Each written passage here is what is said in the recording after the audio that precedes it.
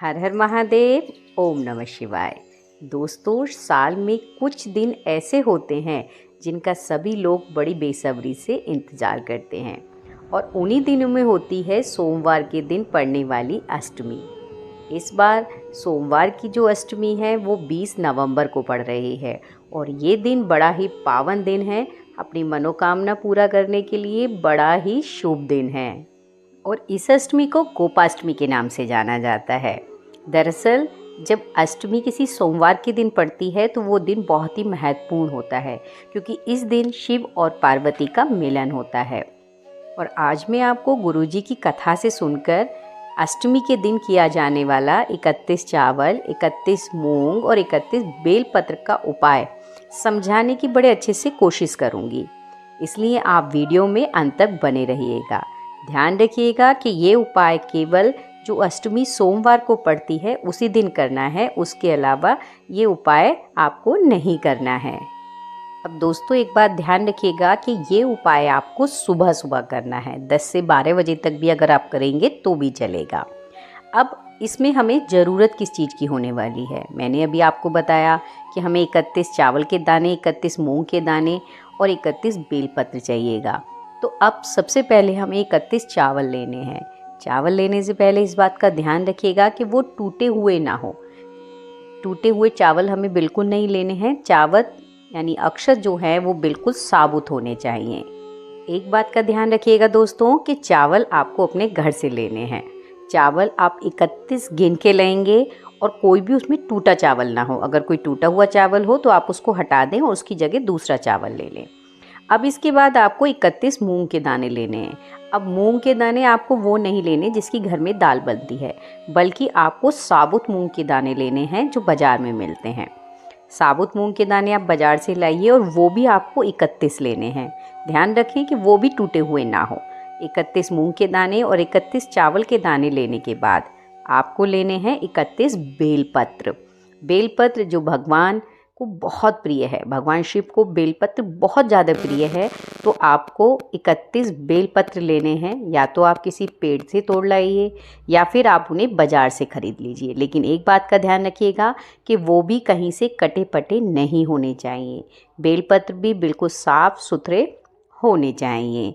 अब हमारे पास 3 सामग्रियाँ हो गई, 31 मूंग के दाने, 31 चावल के दाने और 31 बेलपत्र। चलिए, ये सब सामान तो हमने ले लिया। अब आप सोमवार का दिन है तो आप भोले बाबा को जल भी चढ़ाएंगे, तो आप उसके लिए अपने घर से एक तांबे का लोटा लीजिए, उसमें जल भरिए। इसके अलावा पूजा की सामग्री आप अक्षत, रोली, चावल, चंदन, जो भी आप भगवान जी को चढ़ाएं वो आप ले लीजिए। ध्यान रखिएगा कि ये उपाय वाली चीज़ें बिल्कुल अलग हैं और आप जो पूजा करने जाएं वो चीज़ें बिल्कुल अलग हैं, तो उन्हें अलग रखिएगा शिवलिंग पर चढ़ाने के लिए, लेकिन ये उपाय की चीज़ें आप बिल्कुल अलग रखिएगा। अब आप सोमवार के दिन सुबह उठकर अच्छे से नहा धोकर साफ़ सुथरे कपड़े पहनिएगा। पुराने बिना धुले कपड़े नहीं पहनेंगे, साफ़ सुथरे कपड़े पहनेंगे और उसके बाद आप शिवजी जी के मंदिर में इन सब चीज़ों को लेकर चले जाएंगे। अब दोस्तों, ये उपाय जो है शिवजी जी की चौखट से ही शुरू हो जाता है। तो दोस्तों, जैसे कि मैं आपको बता रही हूँ कि ये उपाय चौखट से ही शुरू होगा, तो इसलिए आप अपने साथ जो पूजा की थाली लेकर जा रहे हैं उसे कहीं पर आप रख दीजिएगा, क्योंकि अगर दोनों हाथों में सामान होगा तो आप अच्छे से उपाय को नहीं कर पाएंगे। इसलिए जो पूजा की आप अलग से थाली लाए हैं उसे कहीं भी साइड में रख दीजिएगा और उसके बाद भगवान जी की चौखट से ही ये उपाय शुरू होगा। अब आपको अपने हाथ में क्या रखना है? केवल 31 चावल के दाने, मूंग के दाने और बेलपत्र। अब दोस्तों, जब हम भगवान की चौखट में घुसेंगे तो राइट साइड और लेफ़्ट साइड 2 चीज़ें होंगी हमारे पास। तो हमें क्या करना है कि जो 31 चावल के दाने हमने लिए थे वो चावल के दाने आप या तो राइट साइड में या लेफ़्ट साइड में कहीं भी जहां आप चाहें उन्हें रख दें। बस एक बात का ध्यान रखें कि वो चावल किसी के पैर में नहीं पड़ने चाहिए। आप किसी भी साइड में उन 31 चावल के दानों को रख देंगे और आपकी जो भी मनोकामना हो उसे आप मांगिएगा, क्योंकि ये मनोकामना जो है आपकी आने वाली अष्टमी तक अवश्य पूरी हो जाएगी। इसलिए सोच समझकर जो भी आपकी मनोकामना हो उसे उस समय मन में बोलकर या फिर थोड़ा तेज बोलकर आप उन 31 चावल के दानों को भगवान भोलेनाथ की चौखट पर रख देंगे। अब आप 31 चावल चढ़ाने के बाद अपनी मनोकामना बोलने के बाद मंदिर में प्रवेश कर जाएंगे। प्रवेश करने के बाद आपको सीधे शिवलिंग पर नहीं जाना है। आपको पहले अपने 31 मूंग के दाने लेने हैं और आपको जाना है नंदी के पास। नंदी जो हमेशा भगवान शिव की शिवलिंग के सामने होता है। तो नंदी के पास पहुंचने के बाद आपको जो उसका आगे के पैर होते हैं उसमें जो उठा हुआ पैर होता है, उस उठे हुए पैर के पास आपको 31 मूंग के दाने जो आप अपने घर से गिन कर लाए हैं वो उठे हुए पैर के पास आपको रखने हैं और आपकी जो भी मनोकामना है वो वहाँ पर आपको बोलनी है और अपनी मनोकामना बोलते हुए आप उन दानों को वहाँ पर रख देंगे। अब आपको पहुँच जाना है शिवलिंग के पास।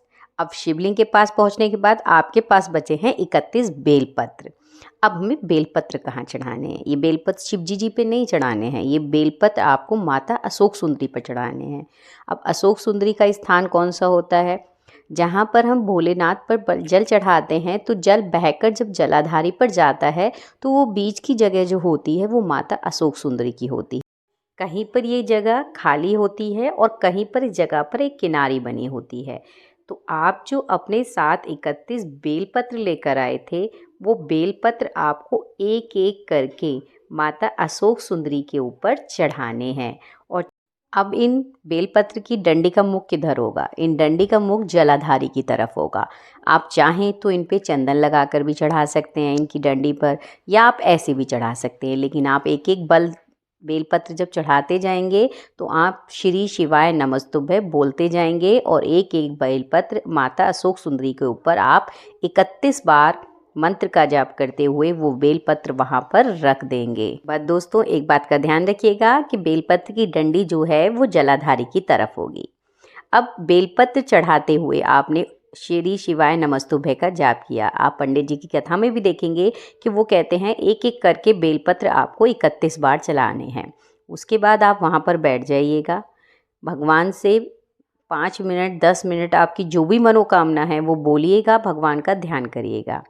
इसके बाद दोस्तों, आप जो पूजा की सामग्री लेकर आए थे, जल लेकर आए थे, आप उसे ले आइएगा और भगवान की पूजा कीजिएगा, जल चढ़ाइएगा। जो भी आप चीज़ें लेकर आएँ वो भगवान पर चढ़ाइएगा।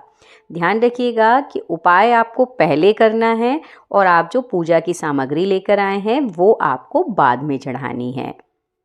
तो देखिए दोस्तों, ये गुरुजी के द्वारा बताया गया उपाय था।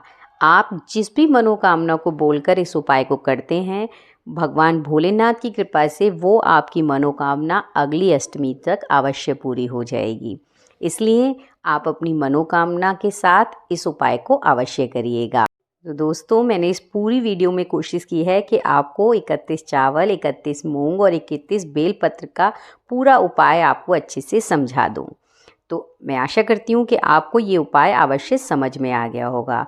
तो दोस्तों, गुरुजी के द्वारा बताए हुए उस उपाय को आप अष्टमी जो सोमवार की है उस दिन अवश्य करिएगा, ताकि भगवान भोलेनाथ और माता गौरी की कृपा से आपकी सारी मनोकामनाएं जल्द से जल्द पूरी हो जाएं। और इसी के साथ दोस्तों, आप इस वीडियो को ज़्यादा से ज़्यादा शेयर करिएगा ताकि और लोगों का भी भला हो सके। और अगर आप हमारे चैनल पे नए हैं तो आप हमारी वीडियो को लाइक और चैनल को सब्सक्राइब करिएगा, ताकि आपको भी गुरुजी की बातों की जानकारी मिलती रहे।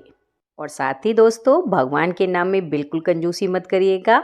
आप कमेंट्स बॉक्स में हर हर महादेव अवश्य लिखिएगा। इसी के साथ दोस्तों, हर हर महादेव, ओम नमः शिवाय, श्री शिवाय नमस्तुभ्यं।